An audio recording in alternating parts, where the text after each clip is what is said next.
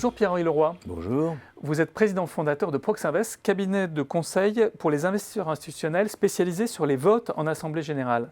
La mise en cause de Carlos Ghosn et son départ de la direction du groupe Renault-Nissan ont fait beaucoup couler d'encre. Quelles leçons en tirez-vous ? C'est un dossier très lourd qui a duré longtemps pour nous, parce que ça fait une dizaine d'années que nous avions senti qu'il y avait des problèmes de gouvernance majeurs dans ce groupe, qui, au demeurant, avait une structure industrielle passionnante. Cette association d'un producteur japonais et d'un producteur français, avec une structure qui ménageait pas mal les susceptibilités, était très très remarquable, et ça a marché magnifiquement pendant les toutes premières années, si je puis dire, quand l'équipe Ghosn, envoyée par Schweitzer, a véritablement révolutionné les méthodes de Nissan et internationalisé ce groupe Renault dans son ensemble. Donc ça, c'était absolument remarquable. Donc les investisseurs ont salué ça au début, mais vous dites qu'on avait quand même des petits soucis depuis quelques années. On a vu apparaître les problèmes quand on a vu les problèmes d'attitude de Carlos Ghosn vis-à-vis de sa propre rémunération. C'est-à-dire, au lieu d'avoir quelqu'un qui gère le problème avec une certaine décence, c'est-à-dire donne l'information et ne cherche pas trop à en parler, tout en se payant très très généreusement, on a eu affaire à quelqu'un qui dissimulait l'information. Et donc j'ai fait des remarques. Vous aviez déjà fait des remarques. Oui, absolument. J'avais fait des remarques.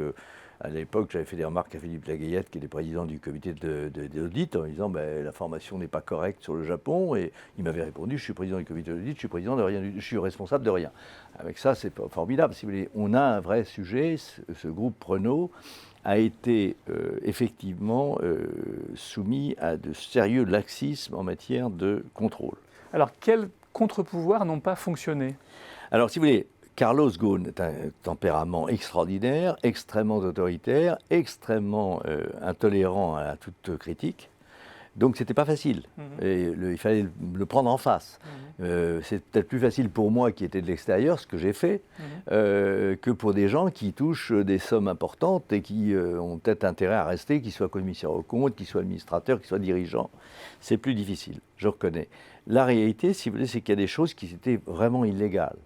Et sur les choses vraiment illégales qui ont été découvertes pour l'essentiel cette année, il est extrêmement regrettable que les commissaires aux comptes n'aient pas fait leur travail. Ils avaient des obligations, ils auraient pu démissionner, ils ont tout à fait la possibilité de le faire, ils auraient pu dénoncer les opérations au procureur de la République, ce qu'ils auraient dû faire, et ils auraient surtout dû dire au président, mais non, on ne fait pas ça, parce que c'est un problème d'éducation, monsieur le président, on ne le fait pas, parce qu'on ne se sert pas dans la caisse, pas chez nous. En même temps, c'est une société énorme, donc ça c'est une concentration de pouvoir et multinationale. Donc à qui est-ce qu'il fallait signaler, sachant que c'était peut-être en Hollande, peut-être ailleurs, peut-être en France ? Le patron d'Ernst & Young peut prendre un rendez-vous chez Carlos Ghosn pour lui dire « Monsieur le Président, je viens vous voir parce que nous avons un problème sérieux ». Mais à quelle autorité judiciaire est-ce qu'il aurait dû s'adresser ? Oui, je n'en demande même pas d'aller en justice. Ils ne vont jamais en justice de toute façon. Donc, mais au minimum, le président d'Ernst & Young aurait dû prendre sa canne et son chapeau et aller voir le président de Carlos Ghosn en disant voilà, je viens vous voir parce que nous avons un vrai problème avec votre rémunération. Ils ne l'ont pas fait. Ils ne l'ont pas fait. Jamais. Ils n'ont pas été infructueux dans ce type de tentative. Ils n'ont rien fait du tout. Ils ont dit qu'ils avaient tout vu. Ça a été publié au Japon en novembre 2018. Ils avaient tout vu. Ils avaient posé les bonnes questions et eu les bonnes réponses. Donc pour moi, ils sont totalement complices, si vous me permettez, d'opérations délictuelles, que je considère comme délictuelles, évidemment. Présomption d'innocence. Sous réserve que ce soit... Mais je ne suis pas censé avoir la présomption d'innocence, je suis une victime, je suis un actionnaire victime, je suis un salarié victime, je suis un client victime. On a maltraité l'information chez Renault et c'est pour moi, qui suis client, qui suis actionnaire, c'est pour moi effectivement une trahison. Et au-delà des questions de personnes, est-ce que ce n'est pas un problème de structure, de taille des entreprises, de taille des cabinets d'audit ? Bien sûr, vous avez parfaitement raison. Le problème, Carlos, est un phénomène symptomatique, c'est-à-dire en réalité, on voit bien que ni l'AMF, ni l'Agence des participations de l'État ont osé. Tout le monde s'écrase devant les multinationales, tout le monde s'écrase devant les GAFA, tout le monde s'écrase devant tout ce qui est gros. Et donc on a un vrai problème de système financier totalement mégalophile. Il n'y a pas d'autre mot, si vous voulez. Cette espèce de cartellisation générale des fonctions d'audit, des fonctions bancaires, avec la garantie de l'État.